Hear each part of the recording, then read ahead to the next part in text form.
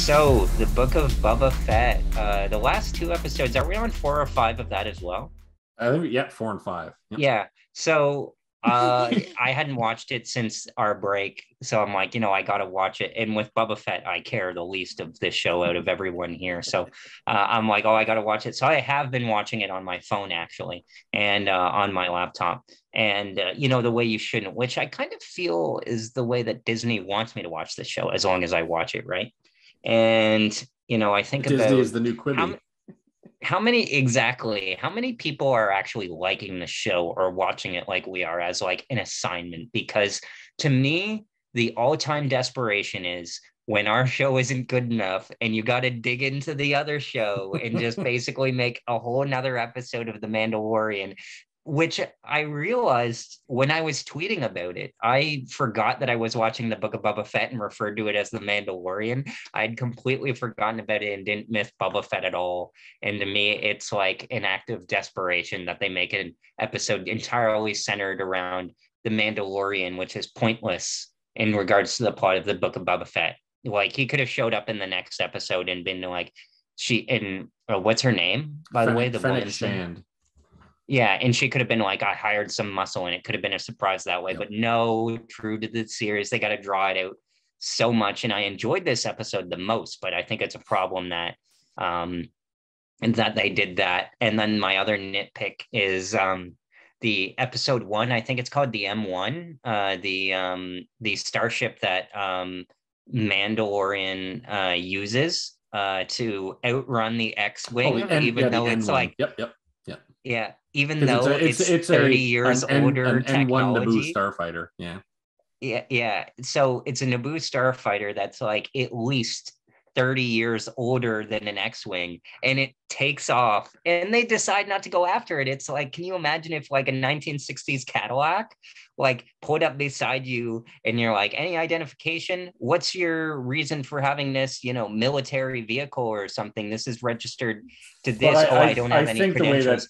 that You was could put answered was any because motor in that. Come on. But the answer was because Mr. Kim was there, and Mr. Kim was like, "You sound pretty familiar," because Who Mr. is Kim Mr. Kim? Because I knew I was. His he name- was an awesome actor in Train 48, a classic. He's an awesome actor in fucking Kim's Convenience. He's an actor, I believe, from Toronto, or a different Which province is in where Ontario. Train 48 was based and made. Oh, but in the Star Wars universe, he's just character? an X-wing pilot, yeah, and okay. But he showed up in the Mandalorian, and he helped the Mandalorian and blah blah blah blah. So it's not that they have any sort of camaraderie, but he helped He's the a Mandalorian cameo out. that they brought back.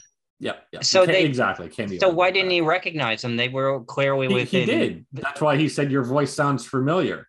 He says, "Did you used to fly the Razor Crest?" And that's when the Mandalorian looks, and they look at each other, and he's like, "Oh, yeah, I know you." Yeah, that's what that. So that's why they decide to. Yeah. I'm. That's why they decide to let it go. I'm on the total opposite side of the spectrum. This is my least favorite episode so far. And as I was texting you guys about this, we're watching it. I'm like, I'm watching this episode, and I'm like, this feels very pedestrian. It feels like nothing interesting is happening. I agree. The Mandalorian has this boring fight with Paz Vizsla, and they literally kind of go at each other, and then the armorist goes, "Have you taken off your helmet?" "No." "Well, this is a way." "Hey, have you taken off your helmet? Have you taken off your helmet?" And he's like, he didn't lie. "Have you taken off your helmet?" Wasn't He's asked. thinking. I'm saying, why didn't he just lie and say? Because he doesn't lie. It's against his code. But or why would he lie to that person? This is one of those things where we already know that he's no longer a Mandalorian. We already know he broke the code. But they've got to fucking remind you. And then they've got to bring up fucking Grogu. "I want to make a little gift for fucking Grogu." Every part of this episode, and I'm watching, I'm like, this is pedestrian. This is stupid. This is like pablum for this show. And then at the end of it, it says directed by Bryce Dallas Howard.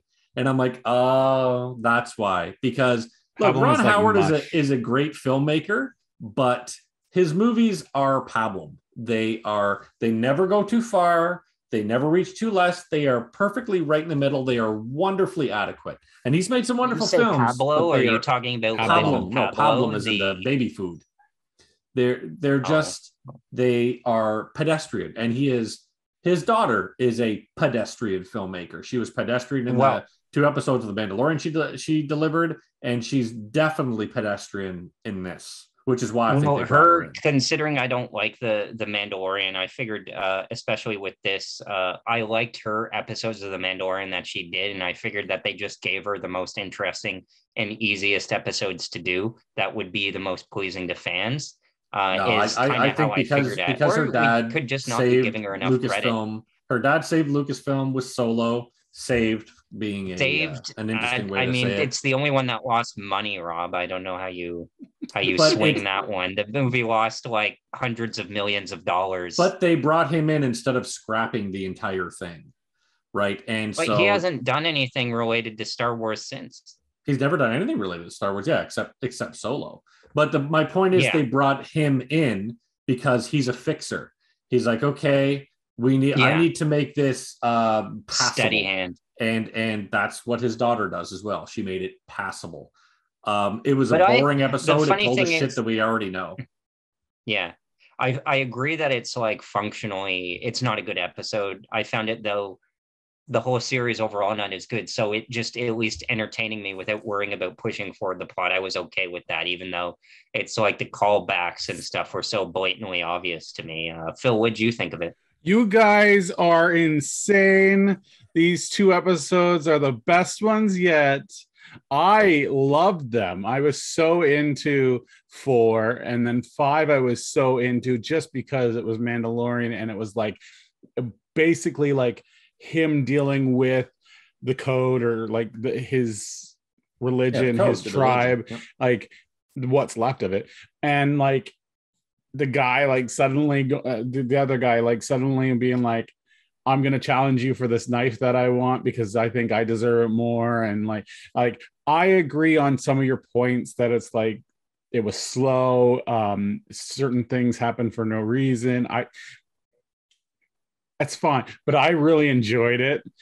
I thought there was a lot of character to both episodes. I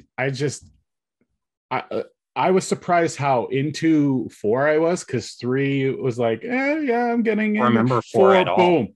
And then like 4 just worked for me. And then 5, I was super shocked that they did the Mandalorian thing. And I think that, I'm sorry, I'm raising my voice. Yeah, it makes me angry. I think that this was the plan all along.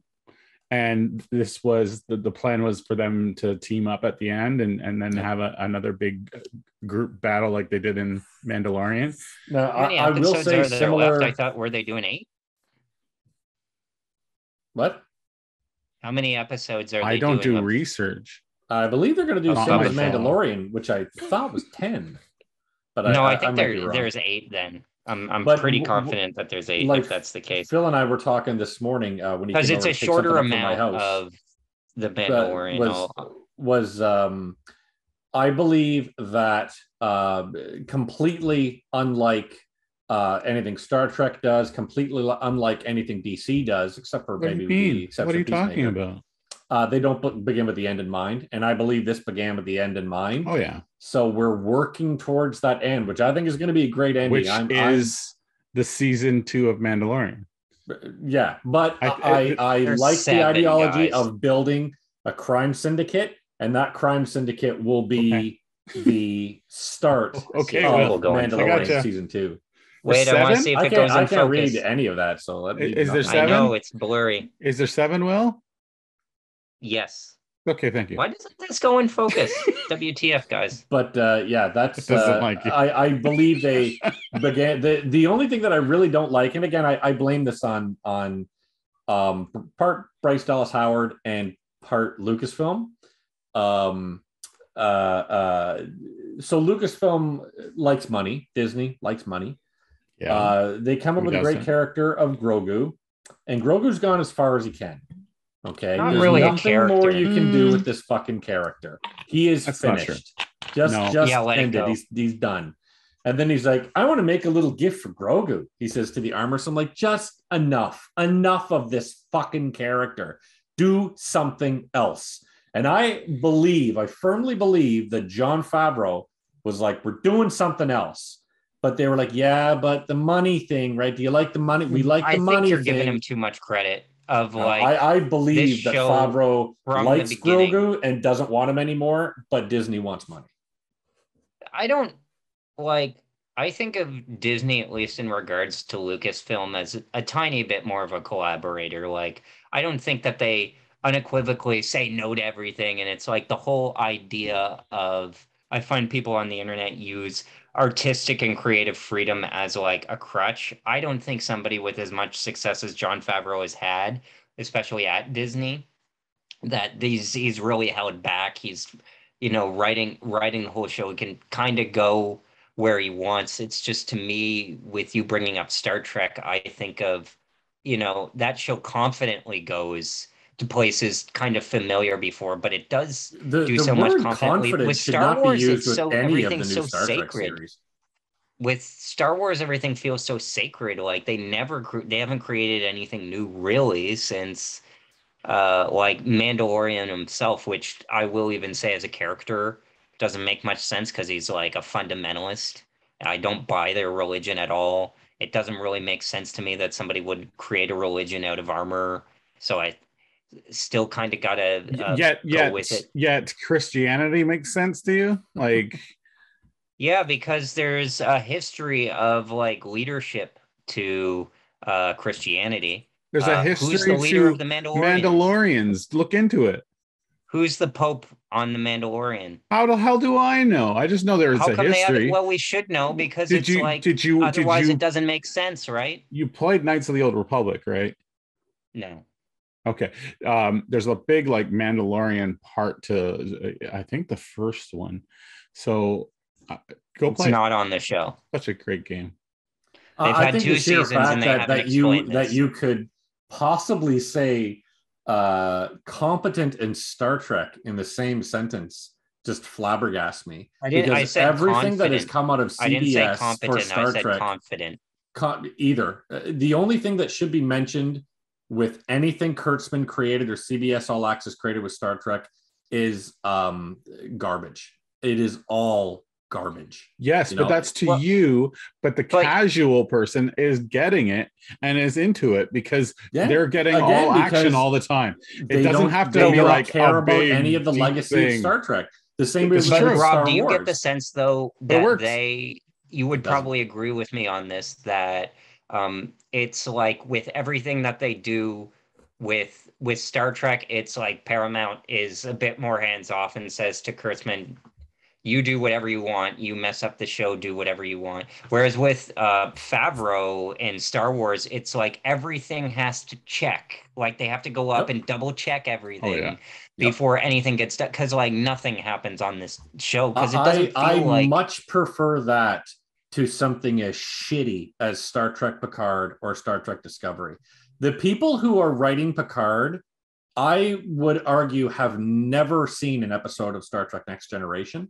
And the people that are writing Discovery have never seen an episode of Star Trek. They probably saw the Star Trek movie. It's not, at this point, it's not about depth. It's about money.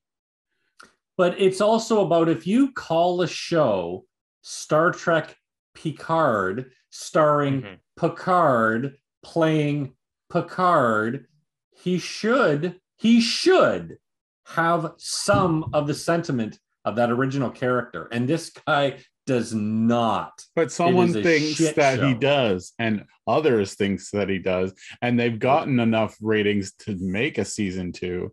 So therefore, they're in going to season 2. But my point is, the reason that Star Wars, the TV shows specifically, I'm devil's advocating, are far better. I like. It sounds like what you guys don't like about them. I like that they take the history into account, and the history of what's happened with the Mandalorians, what's happened with the Mandalorians versus the Jedi, the Mandalore that was a Jedi. That's all an important element of the series. And with other stuff like Star Trek, it's just like, who fucking cares? Things explode. Look, explosions. You know, like, no, I don't like that because it's unintelligent. But you don't like it. A lot of people do, and that's all that matters to them. And the majority of those guys were in a convoy driving to Ottawa. Hey, Rob, do you want to veto season 2 of the Book of Boba Fett of us having to review it right now before we have to get to it? Because I'll do the Mandalorian. Right here. I'll 100% do the Mandalorian, but this show is just not worth it. I'll just record myself doing the reviews. That's all. That's fine. I mean, do that with Invasion. I'll of course as well. watch Book of Boba Fett. I love these last 2 shows. Aren't as good as I'd like them to be, but I believe that it is building to an ending. That's one thing You don't think? To me, they're settling. They're settling. No, the shows could be so much better. I think they know there's an end in mind, and a whole lot. And they're going to be going back to. We're going to be going back to these episodes and seeing. That's what we were building. This season, whatever you want to call it, wheel spinning. This was definitely filler. But it was filler to make their way to and you're okay with that as a viewer. You're okay with filler, Phil. I'm enjoying it. Yeah. So yes, I'm okay filler. With it. Yes. It's fine. I think you should because I'm enjoying it. Yeah. I'm enjoying it, and I am not hanging my head in my hands going, Jesus Christ, what are they doing to these characters I care about? Like I was with the abysmal trash that is Star Trek Discovery and Star Trek Picard. I'm just going to keep on going back to those because you guys have to understand that those are the best example of having something that works and shitting on it so profoundly that you turn it to literal garbage. I completely agree with you that it's like insane what they do with that stuff. It's over the top. It's like cramming 6 seasons into 1 season and saying, oh, we planned it. Okay, sure. But I totally agree with you on that. But I'm in that camp where I'm enjoying it. It's like watching Ghost Hunters. I know most of it's shit, but I'm enjoying it. I'll have another example in the podcast. What's that? Moon Knight. Moon Knight. I said, what do you think of Moon Knight? Fuck off. Because I dismissed it and that I didn't even watch the trailer for like days. And then I watched it and I said, oh, it looks okay. Yes. I have said that. I have said after finishing each trailer for the upcoming Marvel stuff, and it's not that I hate Marvel. I'm kind of finished with Marvel for a while. Everything I've seen, She-Hulk, Moon Knight, I've been like, fuck off, don't care. We're gonna make Moon Knight's every single one, and I like the more serious stabs at the Marvel universe. And it's like, Oscar Isaac doing a weird British accent. Ethan Hawke. I don't know what that accent is. Is it British? I don't know what the fuck it is. That's how I interpreted it. And I'm more Americans to do British accents should happen because too many Brits are doing American accents. I agree with Will completely. The trailer is good. Garbage. And it's Ethan Hawke. It's not Star Trek level garbage, but it's fucking bastard. Yeah. Watch and complain. We're going to keep doing this no matter what. I'm going to drive my co-host crazy and keep telling them to watch crap. That's right. Like Star Trek Discovery. When is Station 11 on the schedule now? I don't know. You guys keep bumping stuff. I still haven't watched it. I am going to. Assignments. But I haven't watched it yet. We'll get to it. We will. All right. That's the end of our episode about Book of Boba Fett / The Return of the Mandalorian. Bye, so everybody. Good. Everyone watch it. It was good. But not the best. Could be better. Apologizing for mid content. So good.